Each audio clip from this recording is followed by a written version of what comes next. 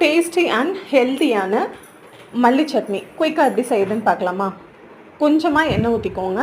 அதில் 3 பல் பூண்டு, 1 பெரிய வெங்காயம், இது எல்லாத்தையும் சேர்த்து நல்லா வதக்கிக்கோங்க. இதோடவே கொஞ்சமாக ஜீரகம் ஆட் பண்ணிக்கோங்க அண்ட் 1 வரமிளகாய் ஆட் பண்ணிக்கோங்க. இது எல்லாத்தையும் சேர்த்து நல்லா வதக்கிக்கோங்க. இதுக்கப்புறமா சின்ன சைஸ் தக்காளியாக இருந்தால் 2, பெரிய சைஸ் தக்காளியாக இருந்தால் 1. சின்ன சைஸ் தக்காளியாக இருந்தால் 2 தக்காளி ஆட் பண்ணிக்கோங்க.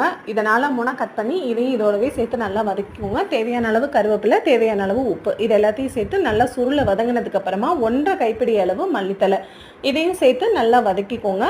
மல்லித்தலை வந்து உங்களுக்கு ஜஸ்ட் நீங்கள் போட்ட உடனே ஒரு 2-3 வதக்குனீங்கனாலே போதும். அதுக்கு மேலே ஓவர் குக் ஆகணும் அப்படிங்கிற அவசியம் கிடையாது. ஏன்னா அப்போ தான் டேஸ்ட் நல்லாயிருக்கும். இது எல்லாத்தையும் போட்டு நல்லா வதக்குனதுக்கப்புறமா அடுப்பு ஆஃப் பண்ணிவிட்டு சின்னதாக நெல்லிக்காய் சைஸ் அளவு புளியை மட்டும் இதோடவே சேர்த்து நல்லா வதக்கி ஆஃப் பண்ணிடுங்க. இது நல்லா ஆறுனதுக்கப்புறமா மிக்ஸி ஜாரில் மாற்றி நல்லா அரைச்சி பேஸ்ட்டாக எடுத்து வச்சுக்கோங்க. அண்ட் உங்களுக்கு தாளிப்பு வேணும் அப்படின்னா நீங்கள் தாளிப்பு ஆட் பண்ணிக்கலாம். இது இட்லிக்கும் தோசைக்கும் அல்டிமேட் காம்பினேஷனாக இருக்கும். நல்ல டேஸ்டியாகவும் இருக்கும். குயிக்காகவும் நீங்கள் செஞ்சுக்கலாம். இந்த மல்லித்தலை வந்து ரொம்ப குளிர்ச்சியான ஒரு விஷயம். ஸோ இது வந்து குழந்தைங்களுக்கு பெரியவங்களுக்கு 2 பேர்த்துக்குமே இல்லை, எல்லாத்துக்குமே ரொம்ப நல்லது.